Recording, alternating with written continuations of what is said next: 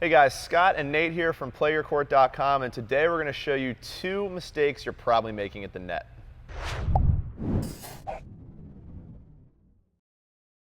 Alright guys, so today we're going to quickly run you through how to be more effective at the net by avoiding 2 really common mistakes that we see. This video, to be clear, is for players with a PlayYourCourt rating of 79 and below. If you're not familiar with our community, our rating system, a PlayYourCourt 79 is an advanced intermediate or a USTA 4.0. So if you're around a PlayYourCourt 79, a USTA 4.0 or below this level, this video is perfect for you. Nate, I think a lot of us are scared to get up to the net because we get lobbed, we get passed, we're not having success up there, and so we just say, you know what, forget it, I'm not coming to the net anymore.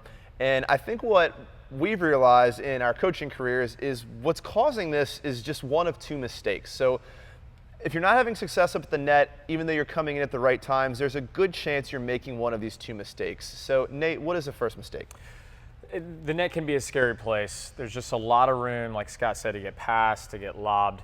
But one of the major mistakes that we're all making when we're moving forward is that we're not following the ball that we've struck. So this approach shot, this transition, the ball that we've hit, we're deviating from the path of the ball. All right, and so this idea, it's pretty much like you're tethered or you're bungeed to the ball that you've struck. All right, and so what we're gonna do is Scott and I are actually gonna take a moment and we're gonna demo what this mistake looks like. So as you'll see, Nate's approaching cross court here, but he doesn't shift to cover the ball, so I'm able to just burn him right down the line.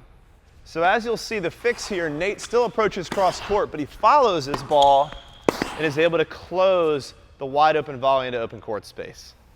So Nate, hold on a second. Did you just hit an approach shot cross court? Oh my, the dreaded cross court approach shot. I actually did, all right? So it's a big misunderstanding that you cannot approach cross court, all right? Yes, most of the time it's gonna be viable to approach down the line. And we know that when we approach down the line, it shrinks the court, there's less angles.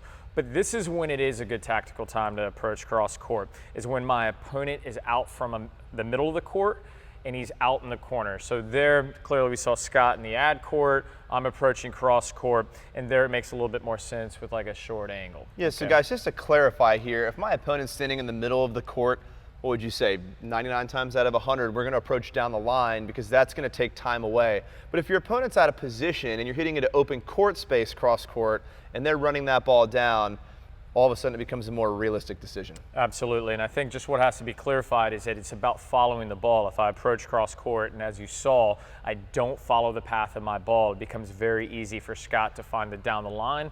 All right guys, so let's jump into mistake number 2. Again, mistake number 1 was not following the ball. So mistake number 2, actually something pretty simple once we point it out to you, and it's just paying attention, acknowledging the visual cues that your opponents are giving you to make sure you're prepared for what's getting ready to happen. So to give you a very specific example, Nate, am I driving or lobbing here? I'm pretty sure that's a drive. Okay, and am I driving or am I lobbing here? I mean, that kind of looks like your forehand. It's messed up. That is clearly a lob. Clearly a lob. And guys, it's really as simple as this. When you hit the ball deep in the court, look at your opponent. Are they doing this?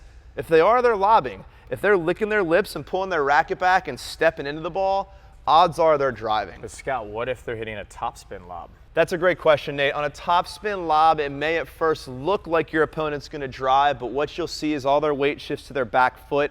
If you see that front foot lift up, you know they're getting ready to hit up and hit a lob. So Nate, bring us home here. What's the summary?